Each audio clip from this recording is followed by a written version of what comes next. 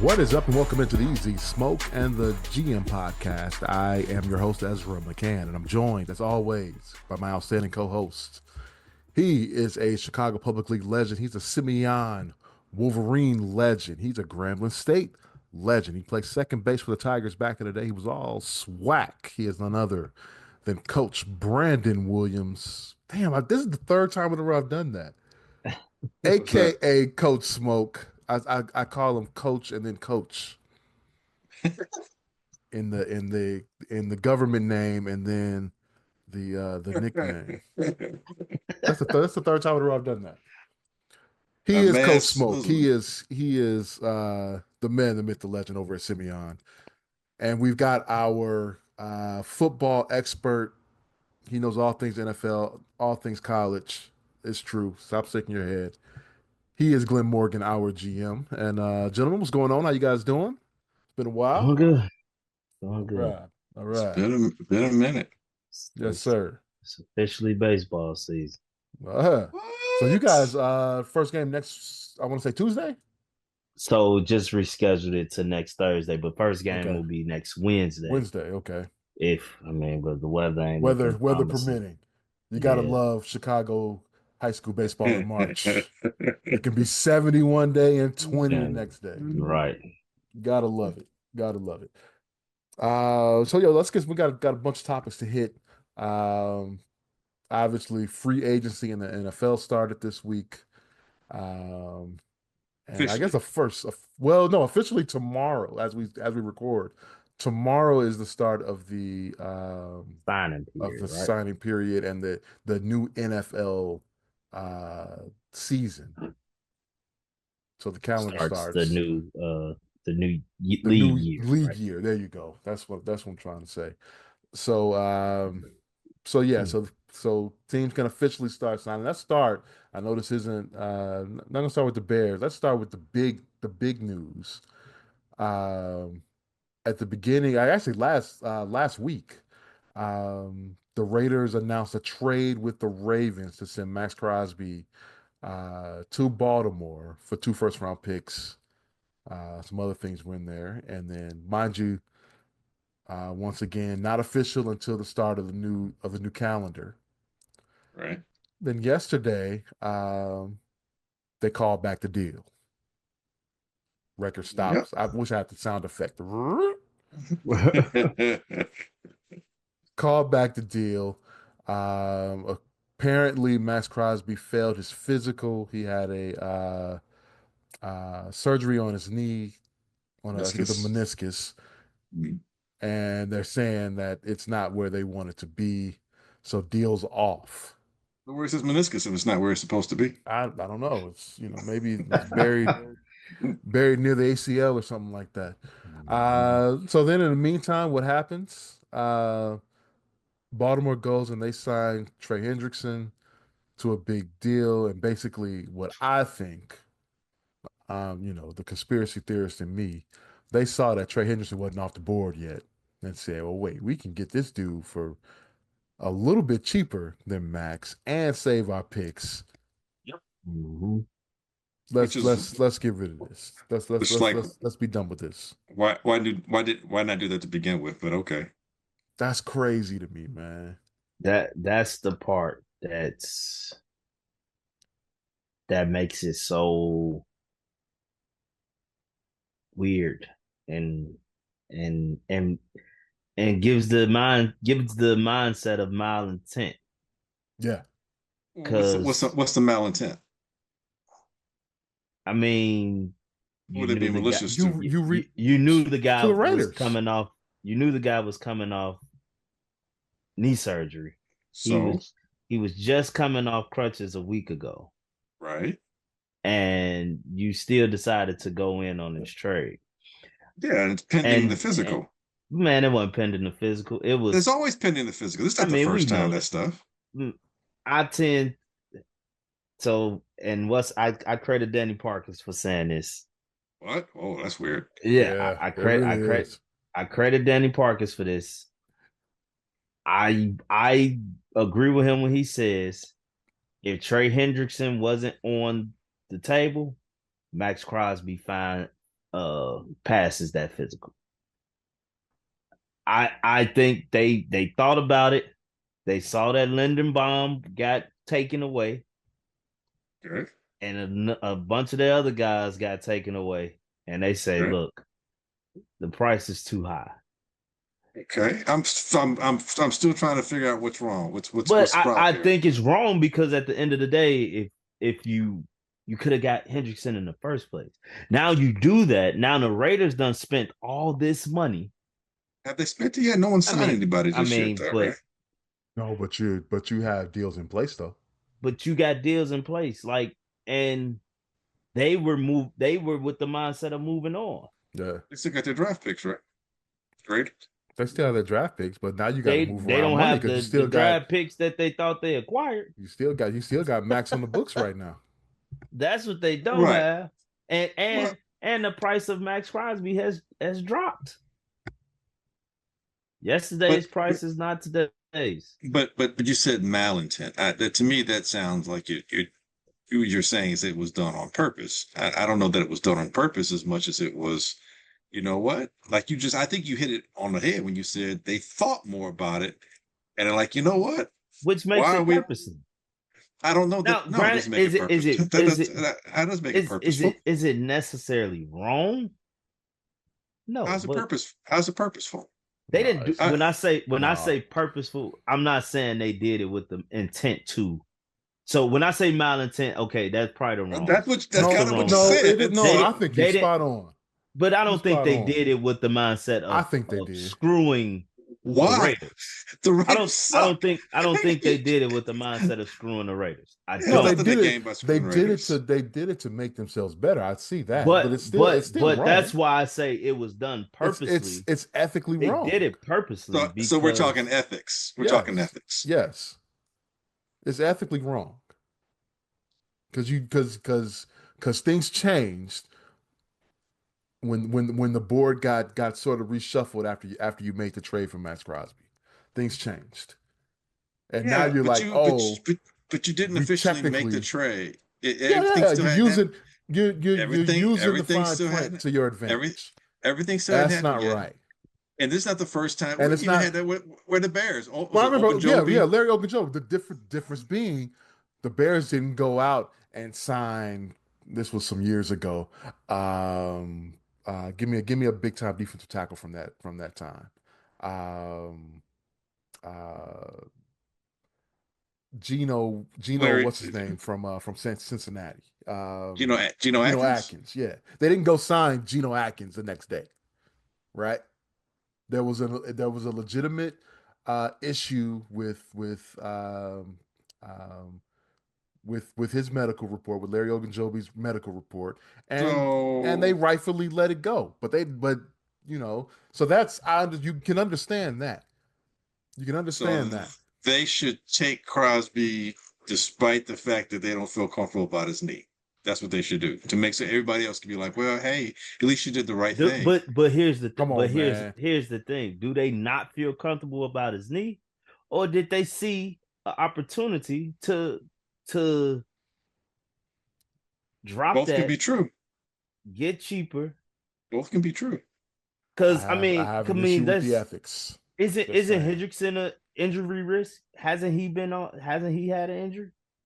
He did, but he basically shut himself down last year. Oh, he just shut himself down. Yeah, he knew we ain't doing nothing here. Yeah, I think I'm not playing for this team. I'm not killing myself for this team any longer. Right. I think they made the deal early enough to where they had time to watch what moves were made with their players that were currently free agents, and then they reneged. I think you're getting in the weeds with the purposefulness of it. I think you're right. I can agree with they did this on purpose. I agree with they had a change of heart. They thought better of it, and then they made a move that benefited them, and as a result, it's screwing the Raiders over, no doubt, to some degree, and it has made other teams who might have done something differently look and go, well, what the hell? But by the same token, it's also made a player who's a very good player who we seem to be talking about in terms of Crosby. He's available now for a low price, which again, just kind of screws the Raiders, but it can benefit a team like Chicago Bears. It can benefit some other team if they want to go after Maxx Crosby. So I don't know that it was necessarily purposeful to that extent. I think it was calculated in terms of, you know what, let's rethink this because we don't have to do that. I can see somebody like, we don't have to do this, and the guy being like, well, but we don't have to do this because, and they give all the because reasons, and then they can live with it because nothing was signed, no harm, no foul, and they still got what they want, and now they moving on, and the next news cycle, this will be in the past. True. All that is true. Nice, sounds good. But do they have that mindset if Hendrickson is gone? No. I don't know. You still have some other pass rushers out there. Ooh. But I think at the time Phillips hadn't signed before. I think they signed Crosby before Phillips, right? I'm not saying, signed, but they agreed to terms with Crosby before Jalen Phillips. I'm saying if all these guys are gone, I guarantee Maxx Crosby passed that physical. That's my thoughts on it. I think he passed that physical if they didn't have the contingency plan of Trey Hendrickson still being maybe, but here's the other thing. If they don't, let's say everybody's off the board, no one's available. Hendrickson, nobody. Chubb, Phillips, they're all gone. Excuse me, and they still have second thoughts about this. Excuse me, they still have their first round pick. They can still use it for an edge rusher if that's what they really feel that they need. Or they can maybe try to make a trade with somebody else potentially. There are other people to make trades for besides those who are, because keep in mind Henderson's free agent, so there's no trade for him, and Crosby was still signed with somebody. So there are other players that can still be signed with someone who they may feel, and maybe they can make them another offer. But obviously, they did. That's not the way they went. I just think that a couple things could be true, and I think for them, for the most part, because again, this isn't the first time. There's been a whole bunch of times where a guy doesn't pass the physical. I know you're saying shenanigans with the physical. Maybe he does pass it if nobody else is available. Maybe that's the case. But here's the thing: why was Henderson still out there? Yeah, so I was about to get to this. Hendrickson is the biggest winner here because the Ravens got desperate. Because he wasn't getting that type of money. But they saw an opportunity, and I think now I said all I said in the beginning, but I do think it was the right decision to make. I do. Oh, okay. I do. All that to say, but it was two first round picks. I do think it was the right decision to make. It makes total sense. Two things could be true here. When it comes to that, just isn't right. It just seems foul how it went about. But I do think they did the right thing by getting a cheaper guy and keeping your two picks. Okay. Like you can't say they did the wrong thing.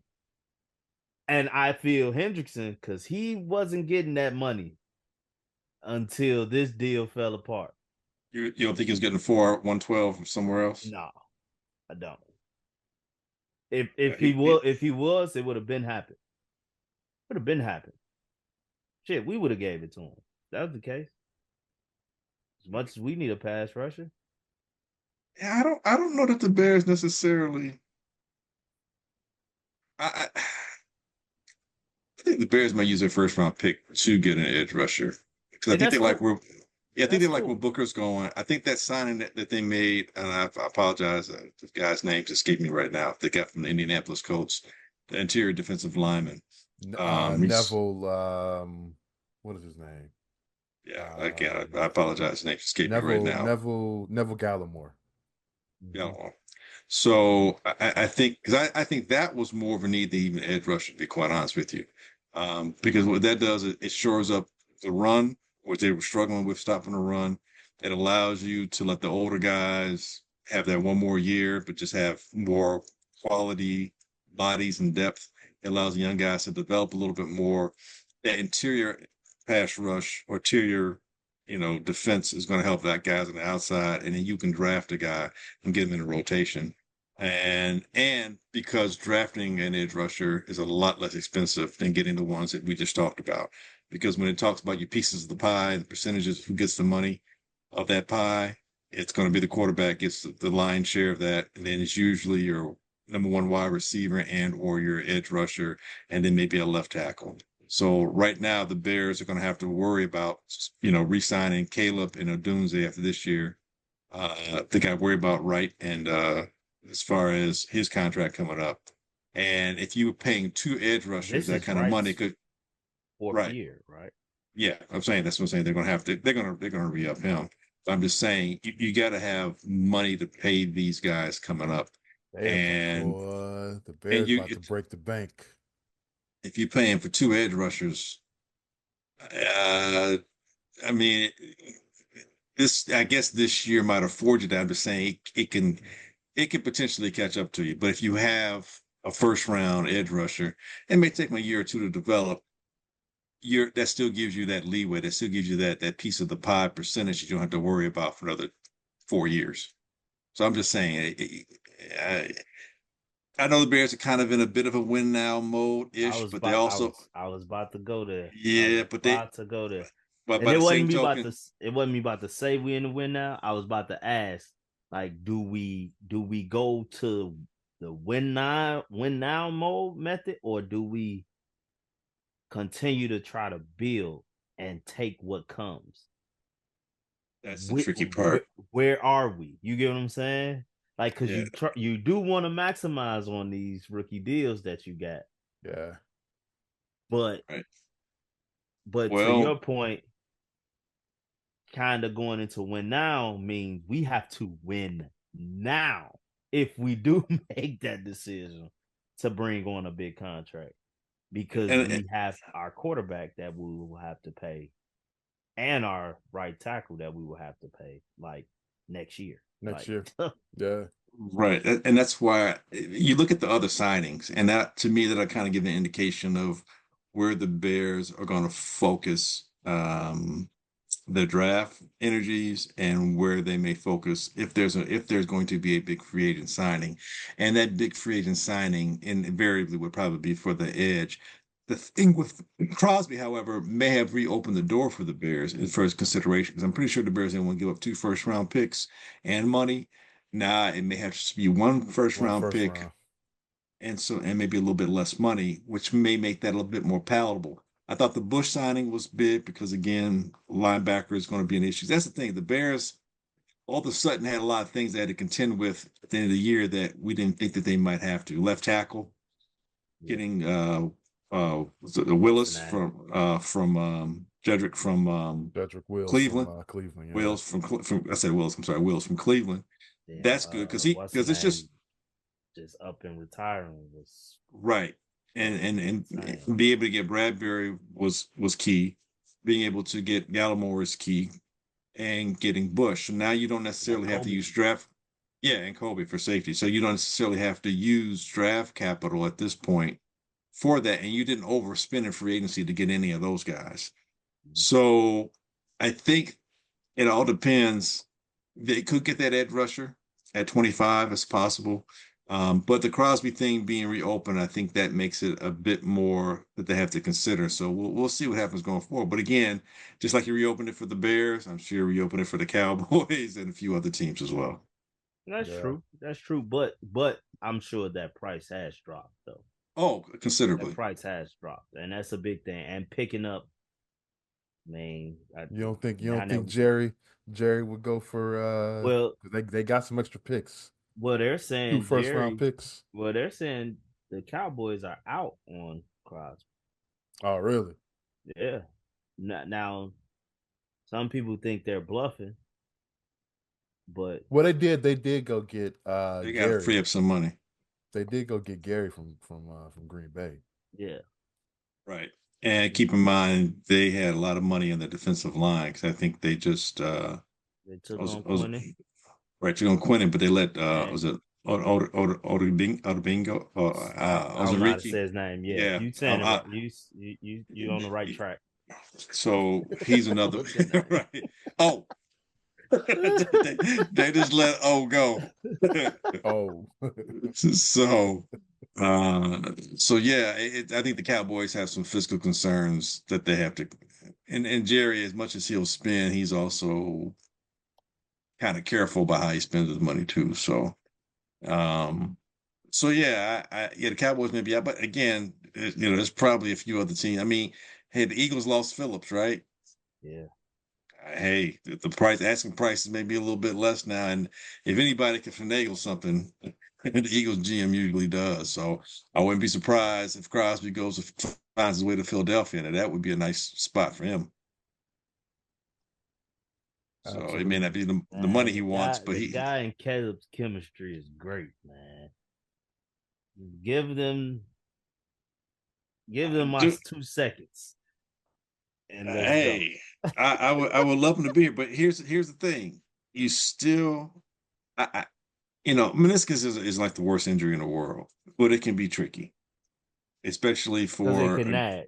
It could be a nagging injury. Yeah, especially for a guy that uses his athleticism the way Crosby does. It's a lot of force and pounding and blah blah blah blah blah.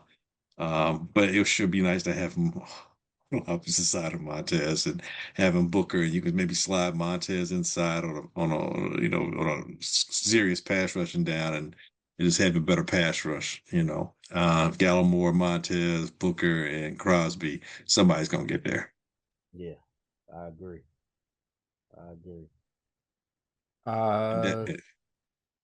The DBs that we got on day one. Kobe Bryant out of Seattle. Yeah, solid. I'm good with that. Still think we need another safety. I think Zot Frazier is going to be the guy that they expect to be the Nashawn Wright this year. Potentially. Hopefully he's in a better space mentally than where he was last year. But athletically, wow, man. I mean, it's a lot like Tariq Woolen. Got the same length, same speed, all that stuff. And in this system, Dennis Allen seems that he can coach you up, put you in spots that don't compromise you, but help elevate you. I think the Bears defensively are going in the right direction. It's just, secondary has always been the strong, I should say always, but since Poles' regime, that secondary has always been the best part of the defense. I don't think that it's gonna. Don't forget, we're getting Terrell Smith back as well from injury, so I don't think the secondary is going to fall off much. If anything, I think it'll be as solid and consistent as it has been. Maybe get a little younger. I think our secondary. I mean, most secondaries rely on the pass rush to be truly dominant as a secondary.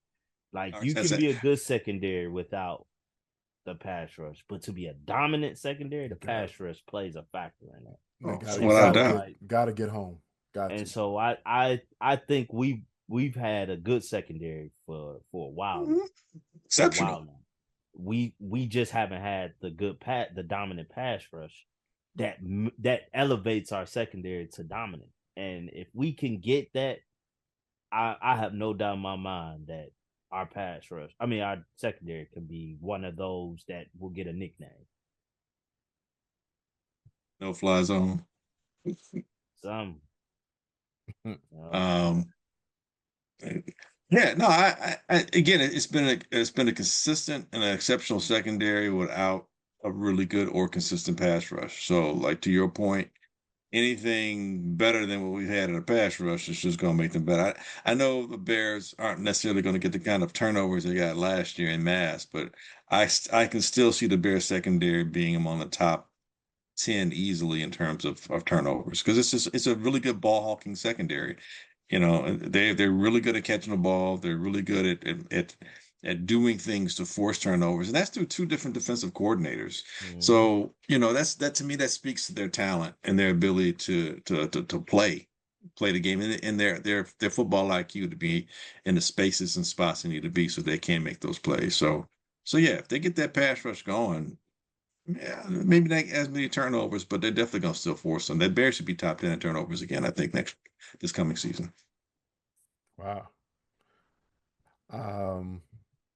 Devin Bush, linebacker, Cleveland. That's I guess a nice replacement for Edmonds.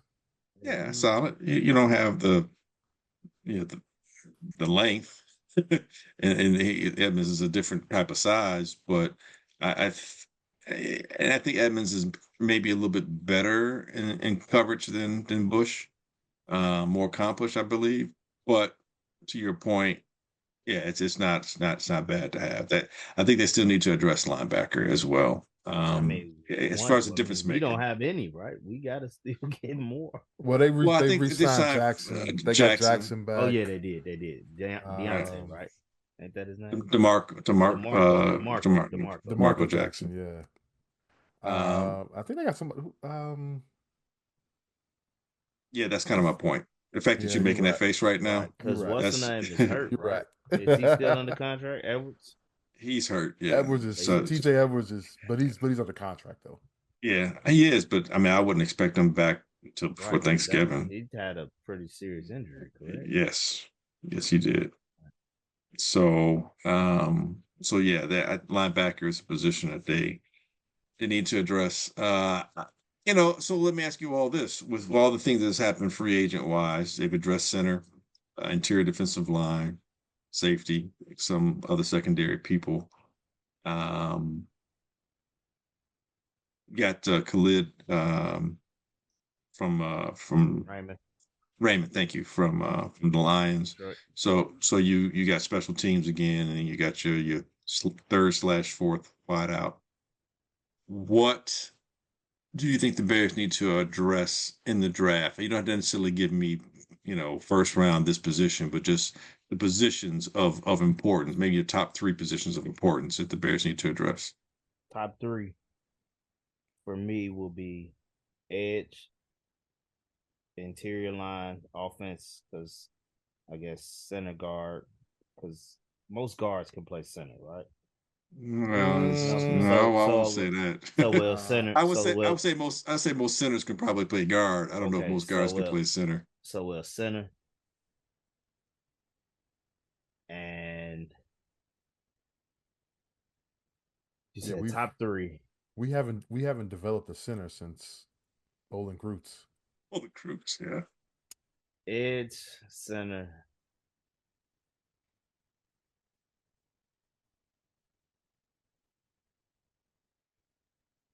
And I go back to D line, whichever one. Never. I say you never go wrong at D line. Yeah. Never. So I say edge being the number 1. Edge D lineman. Then I say center. Then D lineman, whichever one you want. D tackle, D end, whichever one. Yes. I think edge is definitely number 1. I guess you want to think about linebacker too. Oh shit! Right.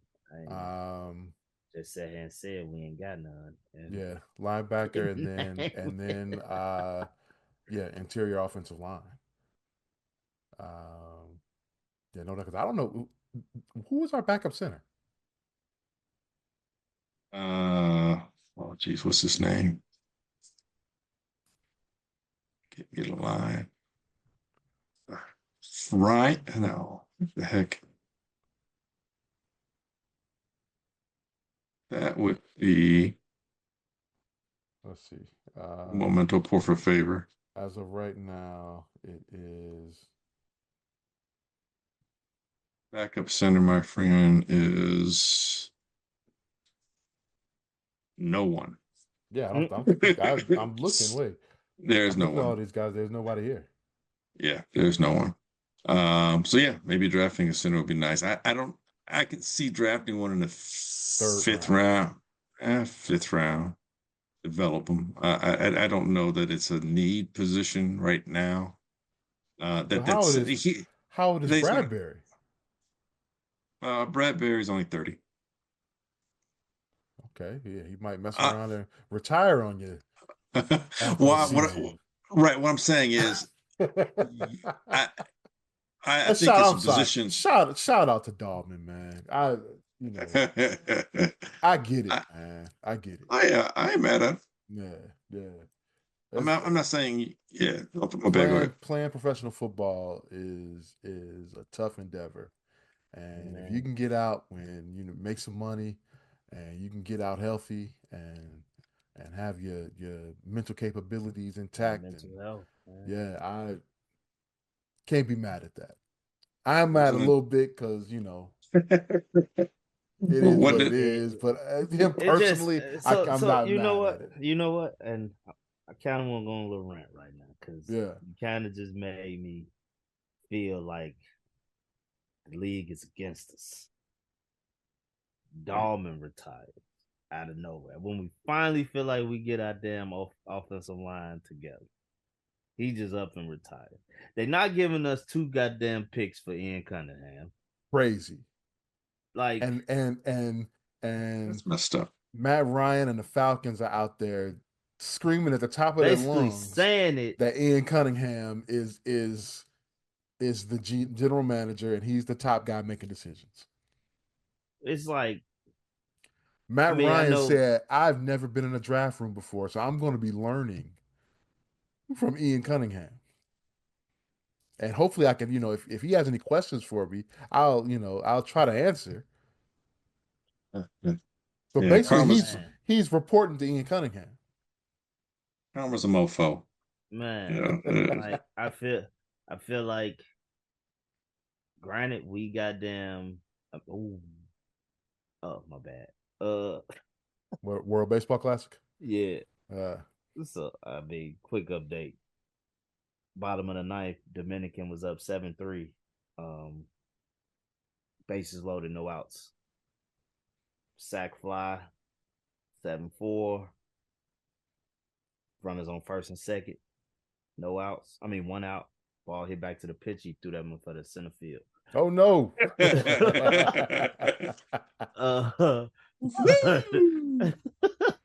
But okay, back to so then you go to everyone been talking Maxx Crosby for the Bears. Maxx Crosby for the Bears. We trade DJ Moore to Buffalo, who to me I felt could have been a draft asset to the Raiders to help us goddamn get this guy over here. Yeah. So that was another thing. Now, granted, as I further evaluated, I think it made a little more sense. Makes sense now for the Raiders not to take on DJ. You're going young for the most part. Like DJ, you want a veteran wide receiver with your new quarterback. That's my thought, but whatever.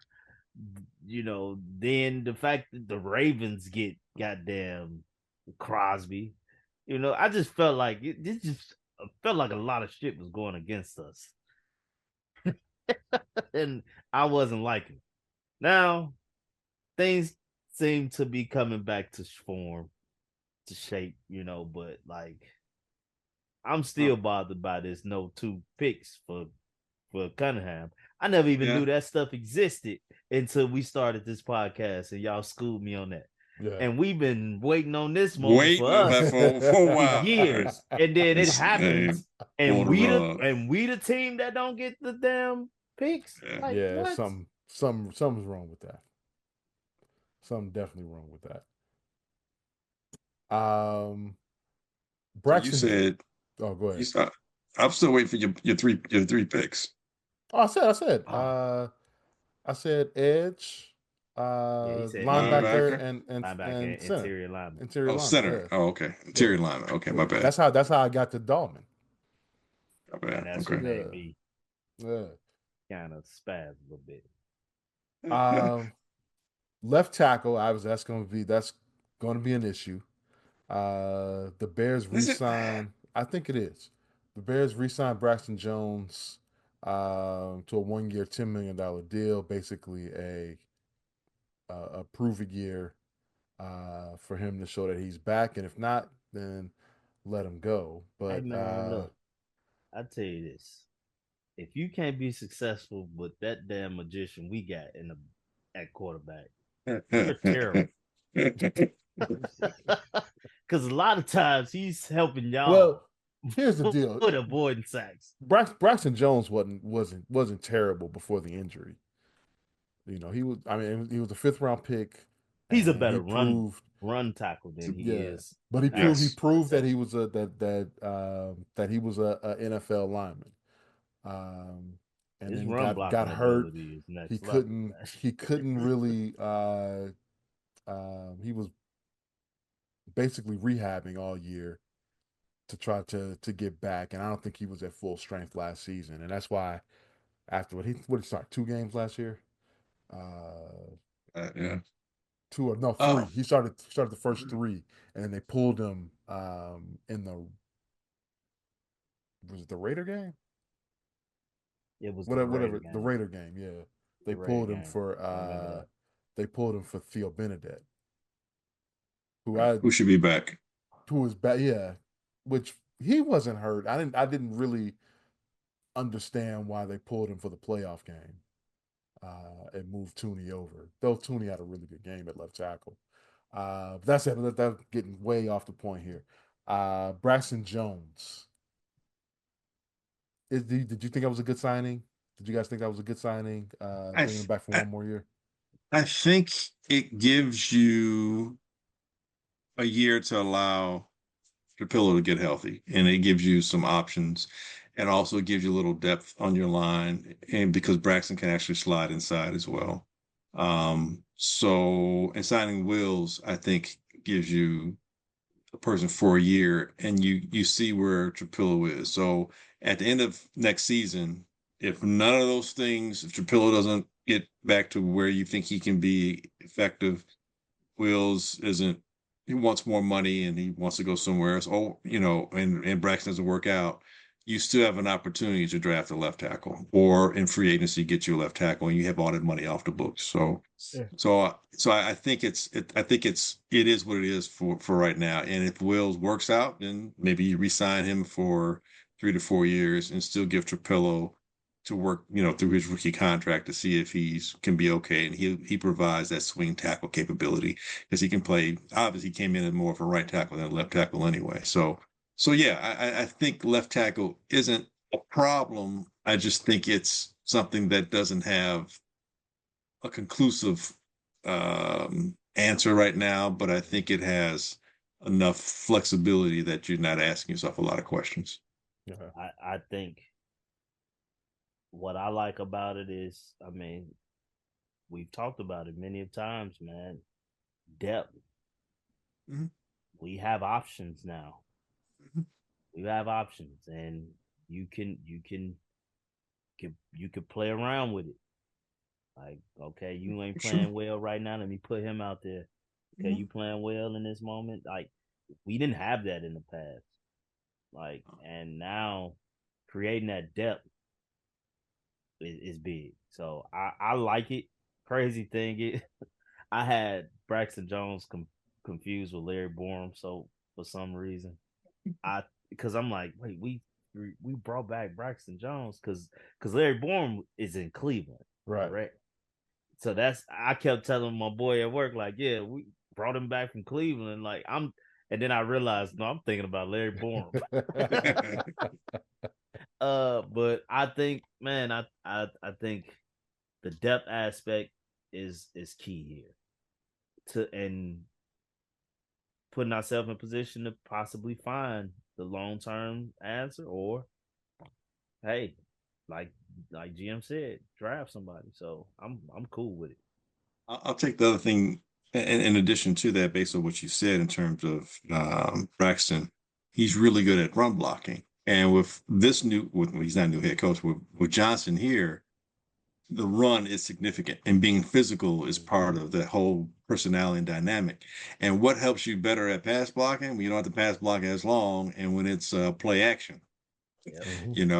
So I think sometimes how you're utilized can also make what may seem to be some of your deficiencies less so obvious when you utilize in a way that doesn't put you in a situation to have to to be on an island like that left tackle and deal with the bull rushing, blah blah blah. So yeah, it's a lot of reasons why I like it. And it's safe without being, compromising. So the question I have, the concern I have, as you talk about free agency, if the Vikings do sign Kyler Murray, that could be a problem. Why? Because it's a lot of talent. Oh my God! So, dude, he has an arm. His abilities never been a problem. Dude, he's had what, 3 head coaches? I get that, but for some reason the Bears seem to play his little ass well. Yeah, but here's the thing. He's a different coach, some really good weapons, and a defense that can get you the ball back. I'm saying him coming if he comes to the north, it's gonna be bloody. I mean, I don't.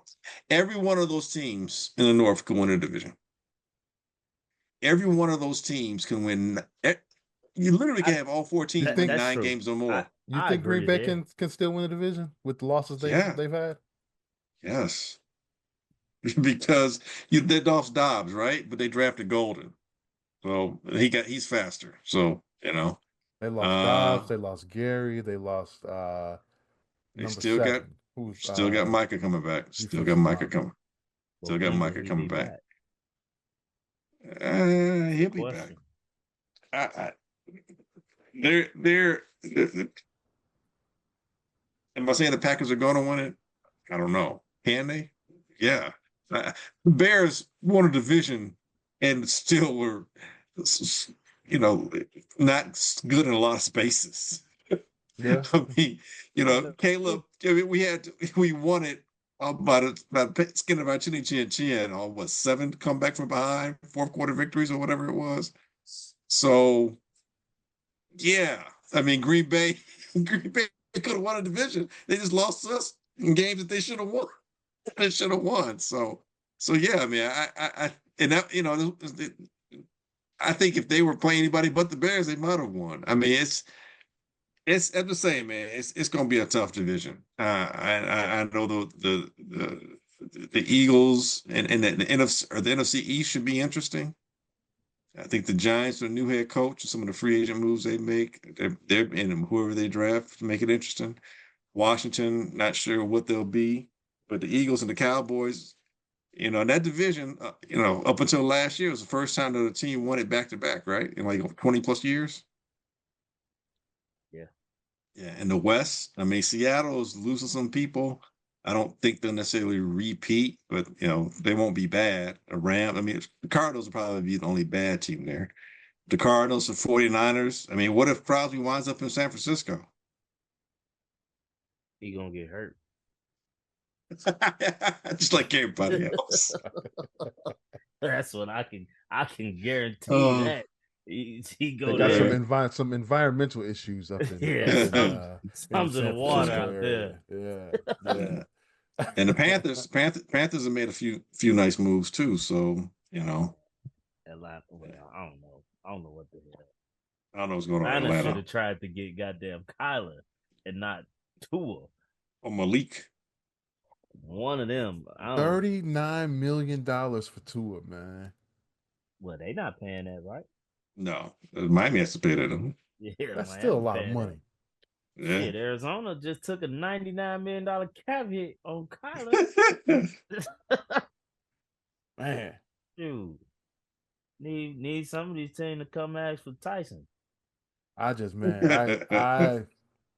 can't wait for this Caleb Williams deal to see what that number is going to be. He comes start talking Patrick Mahomes north of that. Man, probably like 400 million. Jesus, that's a lot of 400 million. That's a small island. That's a small island. Hey, let's move on. in the NBA last night. Wait. Oh, go ahead. We did a lot of talking. We ain't. I mean, we made some mention of it, but we ain't talk about our guy, man. My guy DJ gone, man. We knew it was the right move. We knew it was coming, but we gotta show my guy some love. Yes, he'll go. He'll never have to buy a drink in Chicago after making those catches against Green Bay. But if you recall, probably around week 4 or 5, I was like, you know what? We just need to go ahead and trade D. This is before we start going on his winning streak. Let's need to go ahead and trade DJ because he's going to get you your best return at this point in time. So I think he was argument to everyone. Like, I never bought into the whole DJ and Caleb not rocking with each other. I think we just had so many weapons, and I understood his relationship with Odunze. I didn't think that was a slight to DJ. I mean, every quarterback, because Odunze about to feel it now, because clearly Caleb's relationship with Colston is yeah.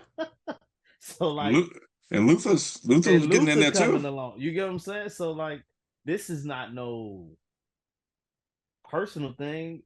I'm loving the fact that my quarterback is like, look, I'm gonna spread this thing around, but are you hoping?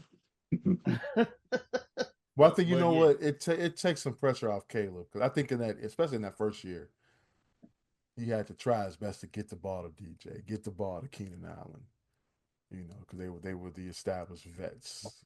The guys now are guys that are coming up with him, so so they get to grow together at this point. So it's a good thing, and you got second round pick. Yeah, not bad. That shocked the hell out of me. Not bad. That shocked me because, like I said, I was mad that we didn't use him in a package to get Crosby. Yeah. But then once I saw second round pick, I said, "Oh shit!" Yeah. Once you saw Nick Singleton being taken by that pick, you were like, "Okay, cool with it." I'm like, "Okay, this is," because they were saying mid-round pick. Mid-round, yeah. Third or fourth was what they were saying. I was listening to the score when the news broke. And then all of a sudden 2 came. I was like, "Whoa, okay, that's a good thing." But like you said, DJ Moore will never have to buy a drink in this town again. He is a bear for life. I'm interested to see. I've seen more be consistent, but some have jumped to overboard. I was interested to see once DJ got paired with Josh Allen, how all of a sudden DJ will become to the masses this all-world receiver.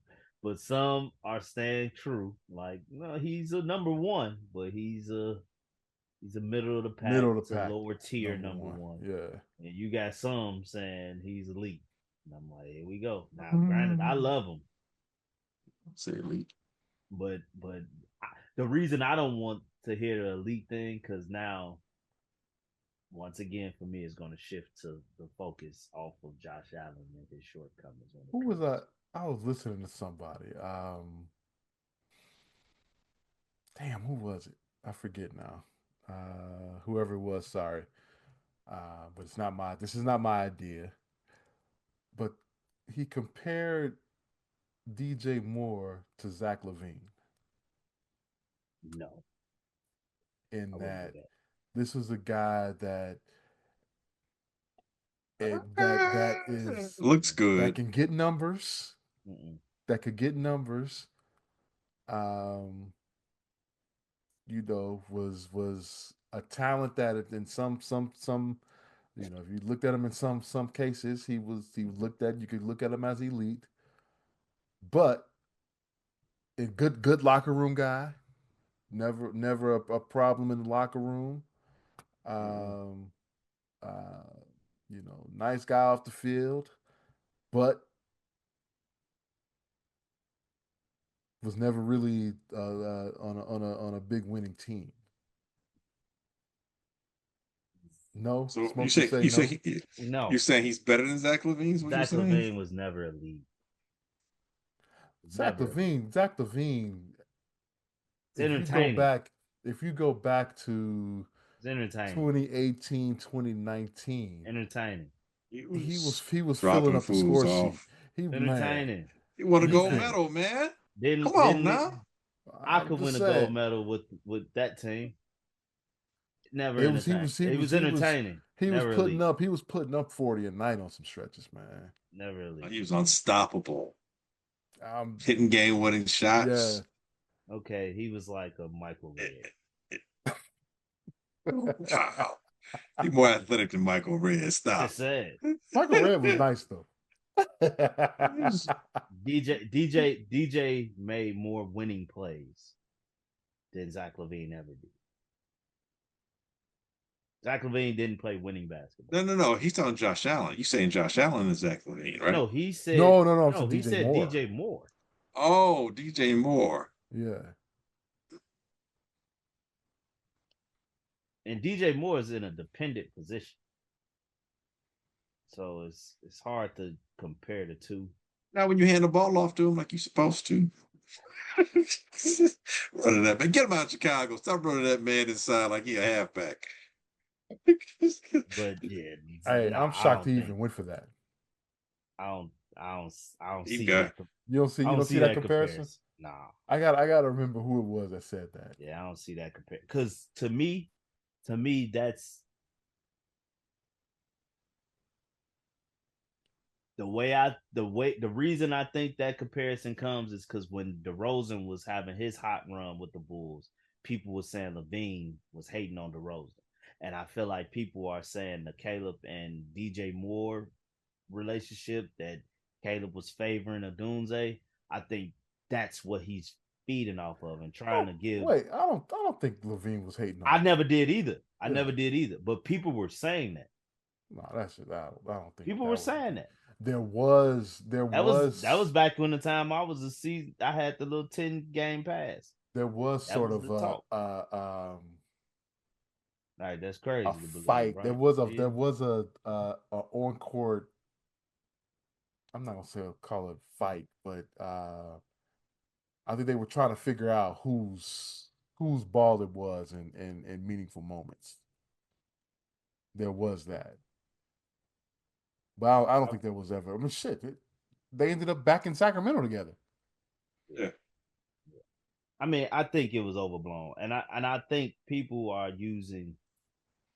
Like, I know it's a guy I went to high school with who, me and him, we both are diehard Bulls and Bears fans, and he hated Zach LaVine, and I was one at the time saying we got to pay Zach LaVine, but it wasn't on the fact that I think he necessarily was the answer. It was the fact that you didn't have any other option. You have to pay your damn star. Yeah.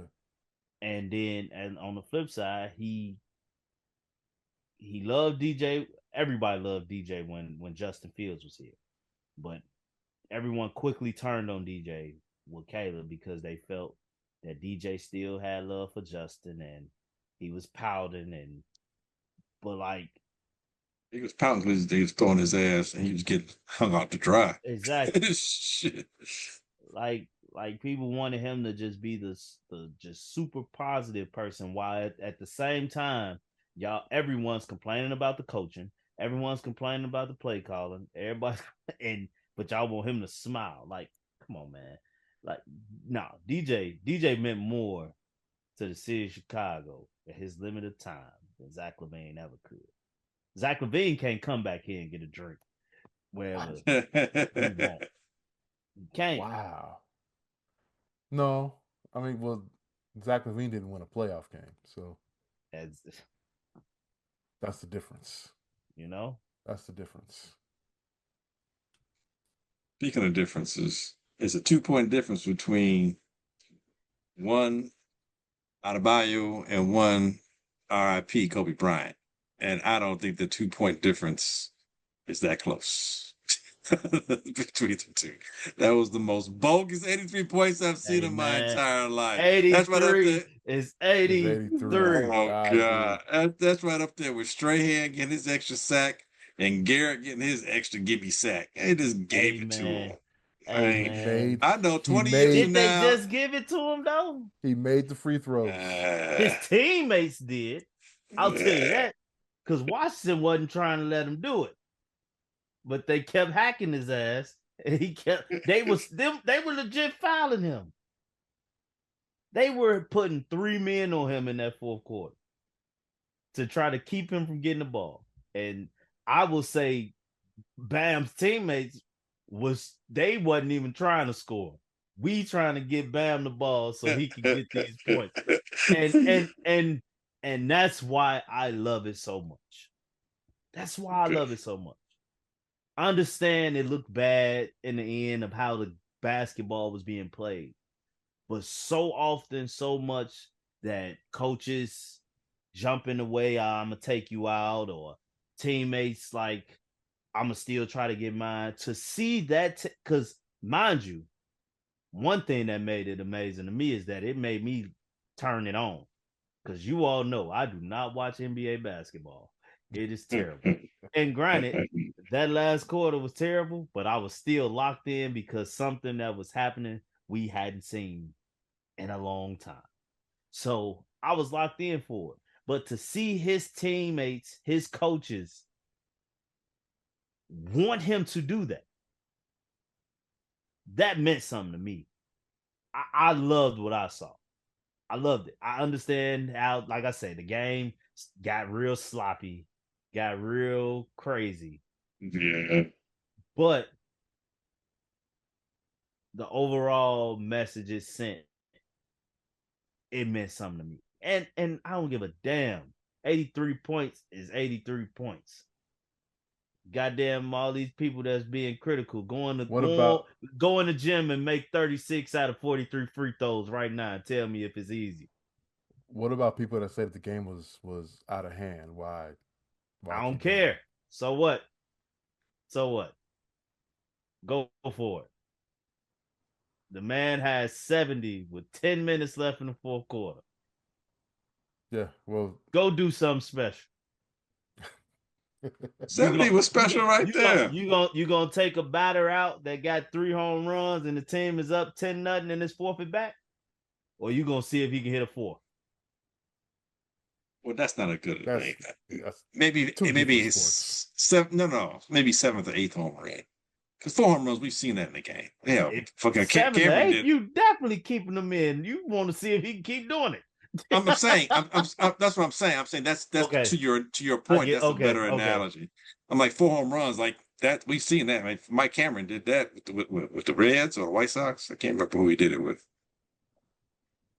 So, but to leave him in there to get his 5th or 6th or 7th home run, that would be like, oh man, and to have a pitcher actually throw him a golf ball to see if he can knock it out. That's the equivalent of Strahan and the Garrett, fall down. Oh, I got sacked. You broke a record kind of stuff. Like if Ohtani hit 6 home runs, somebody want to throw a pitch to Ohtani so he can knock it out of here. It's like, man, you need any more records? Hey. So be it. Now, you're a sports purist. I'm surprised you let that slide. I enjoyed it. because we've got cheated so many times where guys will get 60 plus in 3 quarters and then sit down. I know, man, the game is for records to be broken. I wanted to see it, and the fact that it was Bam Adebayo, it wasn't no Luka Doncic, it wasn't a James Harden, it wasn't a Kevin Durant. Like somebody you would have never expected to do that. I thought it was fake. I thought it was AI. That's even more reason why I loved it. Because he needed a little extra help to get it. Hey man, reward that man for having such a high 62 through 3 that everyone out here would say was legit. I would even go as far to say the 70 up to the 70th point. No one had a complaint. That's when I turned it on. And then it got it got crazy after that. It did. Shenanigans. But I enjoyed watching them put forth the effort, his teammates, that is, to assure that he did what he did. I enjoyed that. That's me. Now, yes, I will be one to say that, yes, there's differences. It was a difference in Kobe's 81 and his 83. Kobe's game, that game was closer. You know, it had a lot more meaning because of the game being closer, because Toronto wasn't shit either. But the game was close. So it made it mean more. But hey, that damn top 10 scores of all time don't even have Michael Jordan in it. So who really gives a damn? The GOAT ain't in the top 10 scores of all time in games. So that stuff. Well, Mike didn't need to do that, you know. That's what I'm saying. So why are we giving Bam hell? But I'm looking when Michael Jordan ain't even on the list. I'm looking at this list right now, and Wilt Chamberlain on it like 6 times. Wilt had a hell of a 1962. All that happened in the 62. So in 2 different seasons, but in March of 62 he goes for 100 against the Knicks.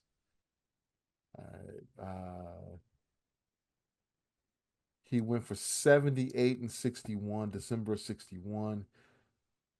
He went for 73 in January of 62 and in November of 62.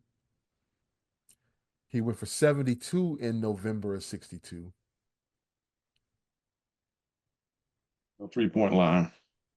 No three, yeah. And he went for 70 in March of 63. And I don't think was there a shot clock for them back then? I don't know about in the that. 60s. I don't know when the shot clock came about. Yeah, that makes it even more impressive. No 3-point shot and potentially maybe not a shot clock. But it's a slower game too. When did the shot clock come to the NBA? Yeah, there was a shot clock. 54. Oh, okay. Sorry, I just wanted to throw that out. That's crazy. Crazy. But 83 is 80. I'm sorry. I don't care how he got it. 83, man. Look. Whatever. Now, what's wild is he freaking 7 of 22 from 3.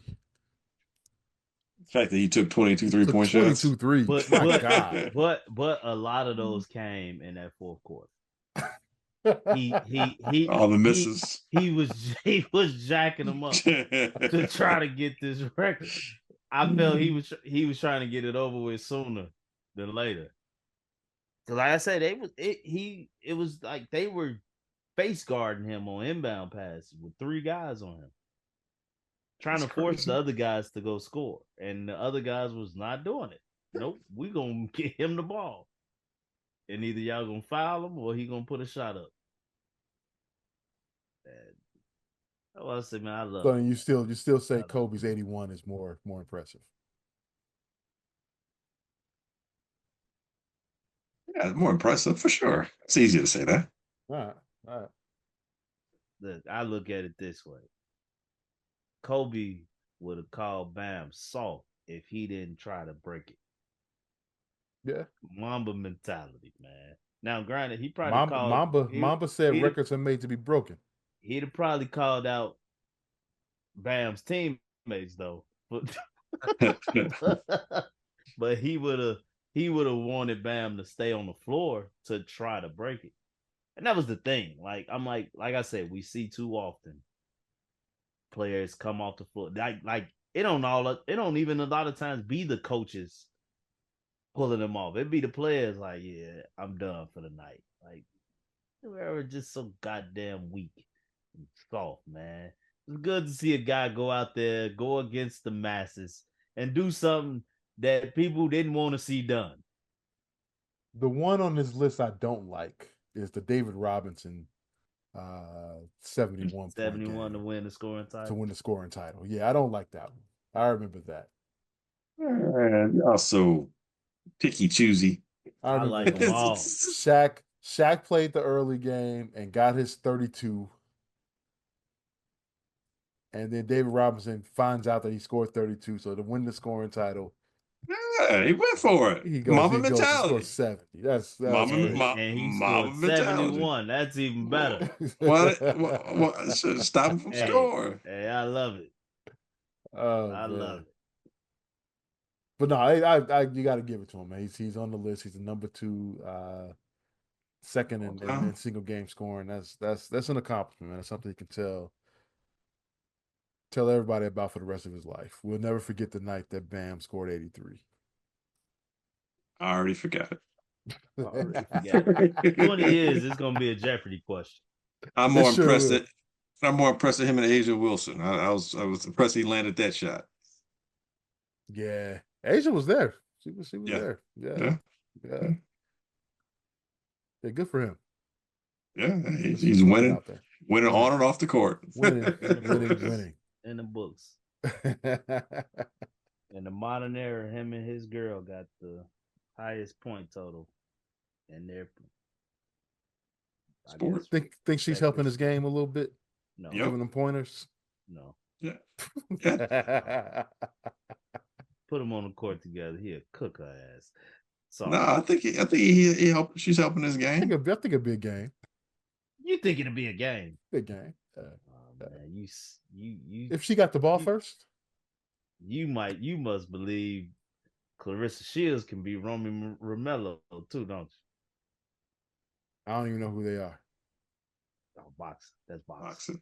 Oh, I know you're talking. Okay, Clarissa I was thinking. Shields. I was thinking. Losing ball. her damn mind. Calling that's no. We talk. That's physical hand to hand combat. Right. No, that's no.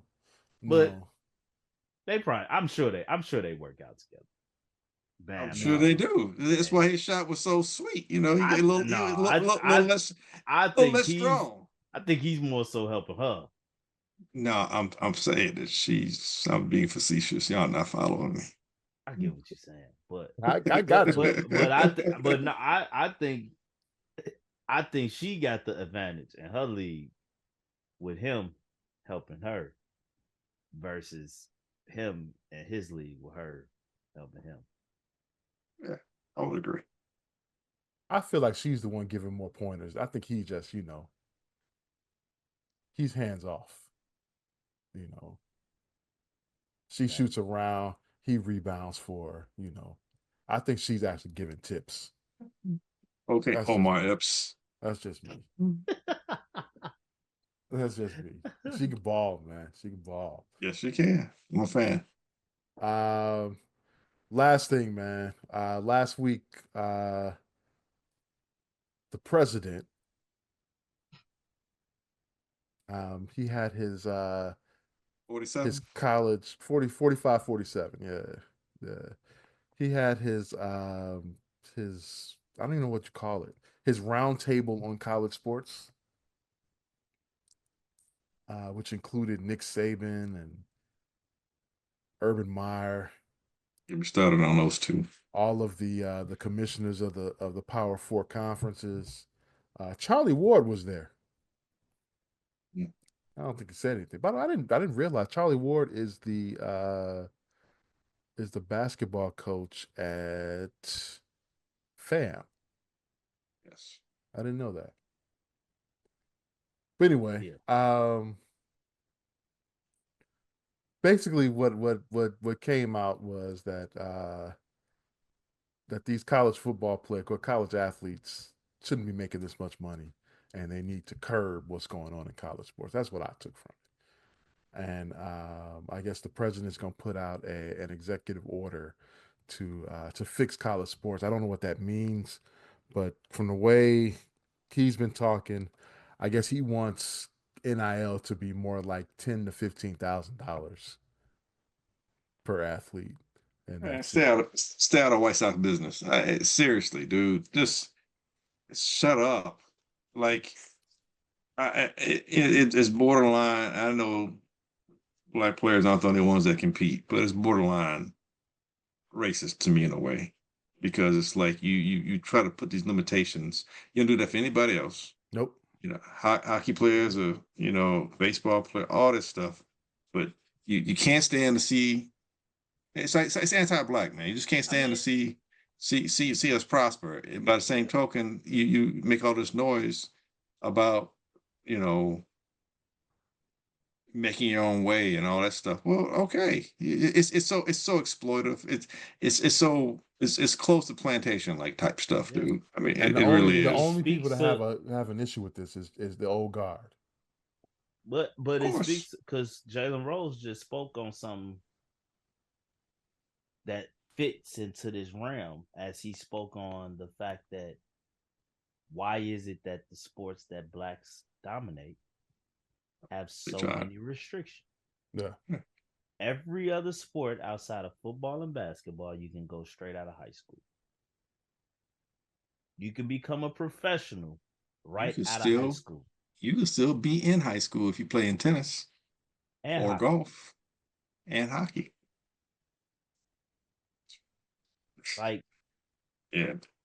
So, and I never even thought about it.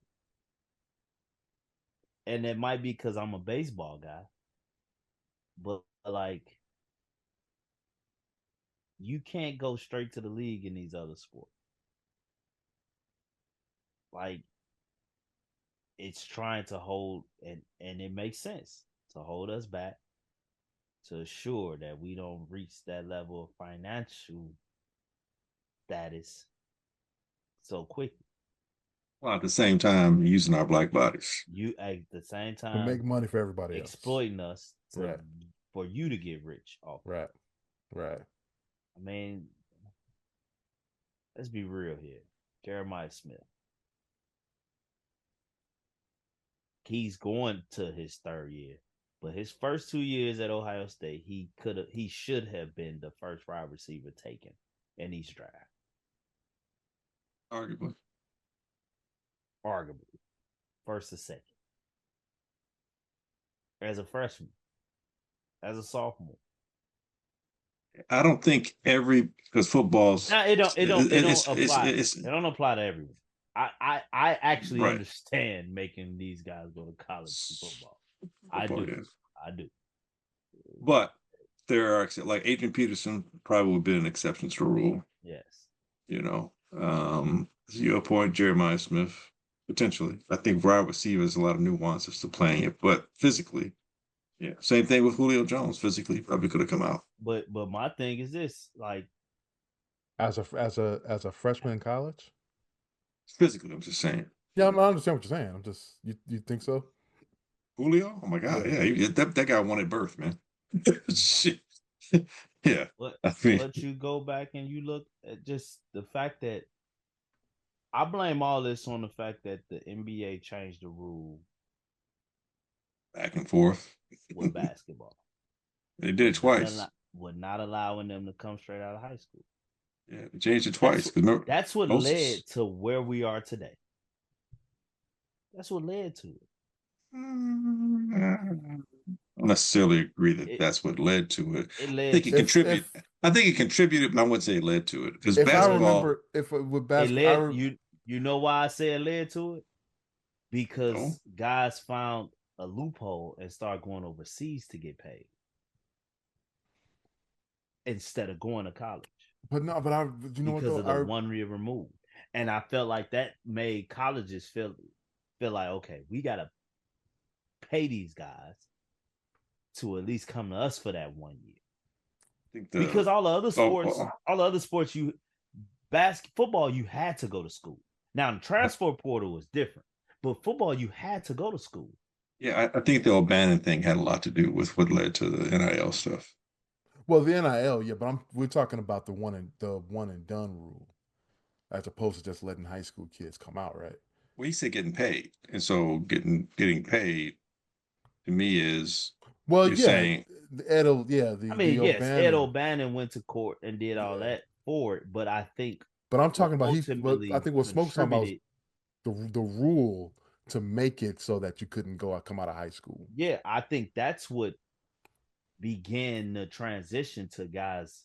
And I think from the NBA standpoint, I think they had a image issue with some guys that were able to come out and didn't pan out, and it seemed like that those kids were just lost. Like they start having too many one and done Kyle failures. Fair, Leon Smith from King, Yeah, and they had too many one and done Sebastian Sebastian Tallafield. Yeah, Tallafield. that's a good one. You had a lot of kids like that. What was the kid? The kid, they did a documentary on him. That he was better than LeBron. I know you're talking You know, about. you kid from New Jersey, where he ended up, he thought he was good enough to go to the league. He gets into the draft and flamed out real quick. I forget the kid's name now, and I think that's the point of it, and I think that's why I would think those things. Lenny Cook, there you go, Lenny Cook. Yeah. I think those things led more. I think that contributed to the rule, and I think it was, like I said, it was just a PR Image. thing. So when I said that, I wasn't saying that they did it to prevent guys from getting paid. I do agree there. It was a lot of one and done failures. Yeah, it was a lot of one and done failures. But I think that once guys found the loophole to start going overseas for that 1 year and getting paid, I think that's what caused colleges.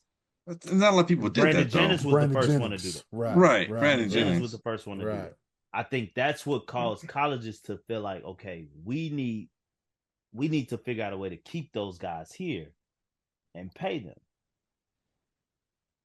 I don't agree.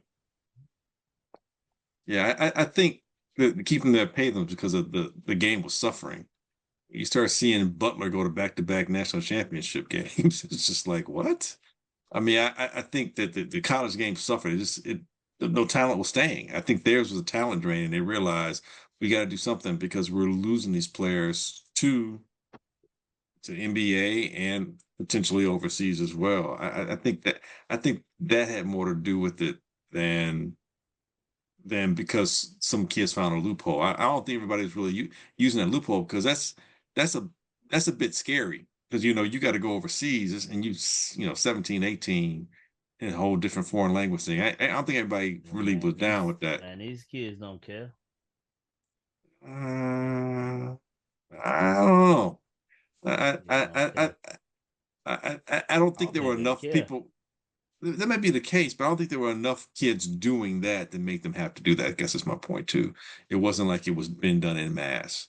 I think that's why they try to the G League or whatever. They tried to kind of get that go after Isaiah kind of crashed the D League CBA. Yeah. And so I think that was kind of basketball looking to hockey, be like maybe we can have something like what hockey has, and keep the kids stateside. But I think the college was everybody's got their own self-interest. I think college interest was like, well, Kyle, yeah, I think you're right about that with the whole G League thing. That definitely made them come up with a way to try to keep players, because I think that had colleges stayed on that same path, and you had high school kids going straight to the G League, that would have getting paid. Right. That would have really hurt the college game a lot, especially obviously on basketball. So yeah, I think that pushed it a lot. And then like I said, it all really came the O'Bannon case is what really drove this thing. But I'm just saying I don't think the kids going overseas is what. I don't think there's any one thing. I think there's several things that contributed, and I think that was among the things that contributed. But I would say, if I'm listing those, it's like maybe third or fourth behind a few other things, because there just wasn't enough kids willing to take those chances. I mean, like what's the kid like the ball, like LaMelo? Like he did that, but you could. I don't know the numbers when I say. I mean, figuratively, you can count the number compared to kids want to go to the G League, staying stateside. They would much rather do that than go to some foreign country. But the G League option wasn't available until enough of them were starting to show that they would go overseas. Well, yeah. Well, that and then it sort of forced the NBA's hand. I feel the NBA had to start making adjustments to that. Yeah. Now it might not have surely affected college like you saying in the midst at the time, but I think that played a factor into college going into this state of paying guys to prevent that. I think basketball is the second money maker in college. Football is it wags the tail when it comes to what they're gonna do. That's true, but basketball is what opened the door. I guarantee it. I think that Johnny Manziel stuff, because once you tell the white boy that he can't make money, and also he can't use image and likeness, well, what do you mean he can't? Okay, people saying the same thing with Chris Webber and the Fab Five. People saying the same thing when you had was a quarterback from Ohio State who got drafted by the Raiders, and he was selling his memorabilia, and they was giving him shit. He's like, dude, it's my memorabilia. Terrell Pryor. Yeah. All that stuff happened before Johnny Manziel stuff. That it wasn't nothing new. But once the white guy who won the Heisman was like, dude, I can't sign my own autograph. You trying to tell me I can't use my face? Oh, hold on now. Let's have a meeting about this. And then you add on the Ed O'Bannon case and a whole bunch of other things, man. I think it was a swirl, and I think a lot of those things. It was a storm, a swirl of things that happened, and that storm hit ahead, and the Supreme Court did one of the few things I actually agree with them when they expand, because I think college sports, it may be crazy to some people, and like you were saying earlier, the old guard, as far as old coaches and what have you, had issue with it because they don't have the control that they used to. But I think the sport as a whole, players are staying longer now, because there's an incentive to stay longer, and they're getting better at their skill level and their crafts, and the games are better. I think this NCAA tournament coming up is going to be a phenomenal one. I think it's going to be one of the better ones we've seen as a whole. And I thought last year's was pretty good. I think it's going to be much, much better, man, because you got some of these kids, they bounce around in different schools. I get that. But they're getting better each year, and they're making their teams more competitive. Nebraska is competitive. You look at the whole Big 12, Are they staying longer, though, or? They're staying longer. I mean, they're staying the same team longer. There's definitely more seniors out there. It's more seniors, but... No, they're still staying, bro. They are. I mean, this freshman class, none of them are staying in school. We'll see. These top freshmen this is you're right. This is going to be a year that it's going to be a lot of. But it's been that way. It's been that way. It's just like in football, like what Indiana just did. That's what these college coaches are doing now, across the board. They're getting older guys. It appears that way, but these young guys are not staying in school. They're not staying. These young prima donna guys are not staying in school. Teams are adjusting to the new way and that portal and getting older guys, and it making you believe that they're staying. It's working. They're not staying. It's working. No, it's working. It's working. But these young guys are not staying in school. The superstars are. I get that. They're not even superstars. Bronny James, and I know you about to say, well, he's a superstar because his dad. No. But he didn't stay in school, but it's other guys that's just like him that did not stay in school that should have stayed their ass in school. They just don't have the dad. Well, he got it. Yeah, I was gonna say he's but I'm saying it's many guys that done what he done. A lot of guys after their freshman year are entering the draft that should not be entering the draft. Well, I mean, you see the kid Bailey that's from Illinois that went to UCLA. That's now trying to see if he can get college eligibility back. And I say this publicly, and I hope somebody from Chicago see this, and I hope somebody make it seem to him. I hope they do not grant that kid eligibility. You shouldn't have went your dumb ass into the draft. You was not ready. But because you thought you was something that you wasn't, you went second round, you didn't make it. Now you're trying to go back to college because you see, no, man, that's BS. That's the part about it that I don't like. Yeah. Hell, let me go back and get another year of college sports to make some money. All the money I missed out on. Hell, Grambling just got the G trademark. I saw How that. much money we about to get? I saw that. Georgia and Green Bay got to pay us for that motherfucker now. Like, so, man, those, like, stuff like that is what pisses me off about this shit. Like, dude, you thought your value was greater than it was, and you decided to go to the league, and it didn't work out for you. Well, it's now you trying to go back to school? Well, hey, nothing beats a fail but a try. Hey, if I could make that money, boy, I'd appeal too. But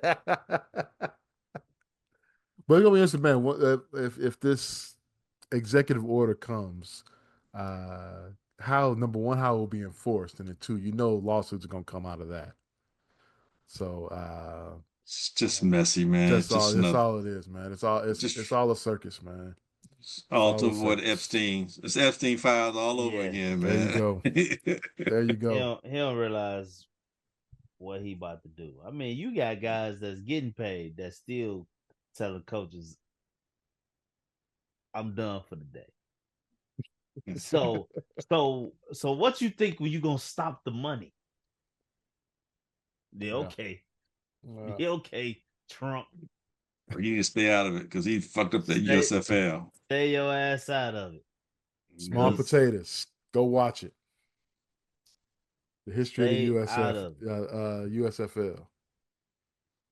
Great documentary.